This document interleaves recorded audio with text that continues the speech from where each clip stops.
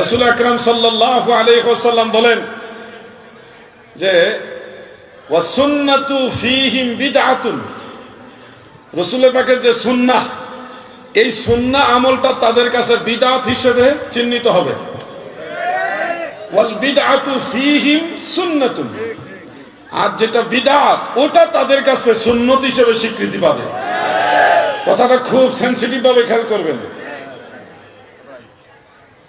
সুন্নত যেটা অরিজিনাল এটা তাদের কাছে হবে বিদআত। যেমন আমরা মাজার জিয়ারত করি, মাজার জিয়ারত আল্লাহর রাসূল সাল্লাল্লাহু আলাইহি ওয়াসাল্লাম করেছেন, সাহাবায়ে কেরাম করেছেন, আমাদেরকে কবর জিয়ারতের একেবারে মুতলাকান আদেশ দিয়েছেন। ইন্নী কুনতু নাহাইতুকুম আন জিয়ারাতিল কুবুর ফাজুরুহা, উম্মতেরা গো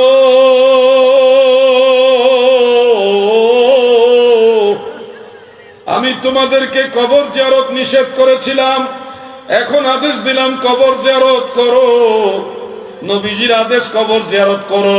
দয়াল নবীজি নিজেও কবর জিয়ারত করেছেন, সাহাবায়ে কেরাম কবর জিয়ারত করেছেন। তার মানে এটা প্রতিষ্ঠিত সুন্নাহ।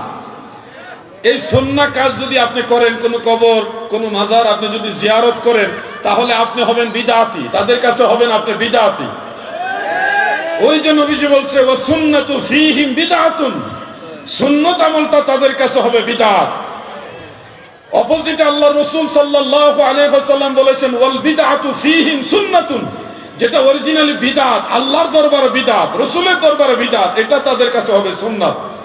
যেমন একামতের আগেই দাঁড়ায়া কাতার সোজা করুন, মোবাইল ফোন বন্ধ করুন, এটা একটা প্রতিষ্ঠিত বিদআত। সুন্নাত হলো একামত শুরু হওয়ার পরে। এখানে মাসআলা দুইটা, আল মুহিতুল বুরহানির মধ্যে, মিশকাতুশ শরা মিরকাতের মধ্যে, ফতোয়া আলমগীরির মধ্যে, ফতোয়া শামির মধ্যে লিখেছেন ইন কানাল ইমামু ফিল মসজিদ, মসজিদের মেহরাবে ইমামতির মুসাল্লায় যদি ইমাম সাহেব পূর্ব থেকে উপস্থিত থাকেন, তখন সুন্নত তরিকা হলো ইজা ক্বালা আল মুয়াজ্জিন হাইয়া আলাস সালাহ, যখন মুয়াজ্জিন হাইয়া আলাস সালাহ বলবে তখন ইমাম এবং মুক্তাদি সবাই দাঁড়াবে। এটা হলো সুন্নত তরিকা। মুসান্নাফ আব্দুর রাজ্জাকের উল্লেখ, আল্লাহ রাসূল এইভাবেই নামাজে দাঁড়াতেন।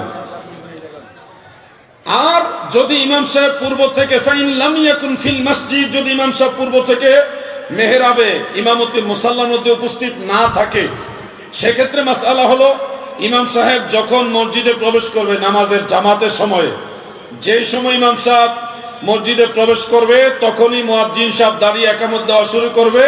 ইমামের আগমনকে কেন্দ্র করে তখন মুসল্লিরা দাঁড়িয়ে যাবে, তখন আর হাইয়া আলাস সালাহর সময় জন্য অপেক্ষা করবে না, ইমাম আসছে দাঁড়ায় যাবে। ইযা উকিমাতিস সালাহ ফালা তাকুমু হাত্তা তারানি, এটা সহিহ বুখারী এবং মুসলিমের হাদিস। একামত হয়ে গেছে ততক্ষণ পর্যন্ত দাঁড়াবে না যতক্ষণ না আমাকে না দেখবে। তার মানে নবীজি সাল্লাল্লাহু আলাইহি ওয়াসাল্লাম যখন আসতেন তখনই সাহাবায়ে কেরাম দাঁড়িয়ে যেতেন। হানাফি মাযহাবের মাসআলাও তাই, যে ইমাম সাহেব যখন জামাতের সময় মসজিদে প্রবেশ করবে তখন ইমামের আগমনকে কেন্দ্র করে মুসল্লিরা দাঁড়িয়ে যাবে। এই হলো দুইটা মাসআলা। কোন অবস্থাতে একামতের আগে দাঁড়াইবার কোনো সুযোগ নাই। এই একামতের আগেই যে দাঁড়িয়ে যায় তো যায়, আবার বলে দাঁড়িয়ে কাতার সোজা করুন। অথচ প্রিয় নবীজি রাসূল আকরাম সাল্লাল্লাহু আলাইহি ওয়াসাল্লাম একামত শেষ হওয়ার পরে মুসল্লিদেরকে বলতেন সফু সুফুফাকুম, তোমরা তোমাদের কাতারগুলি সোজা করো।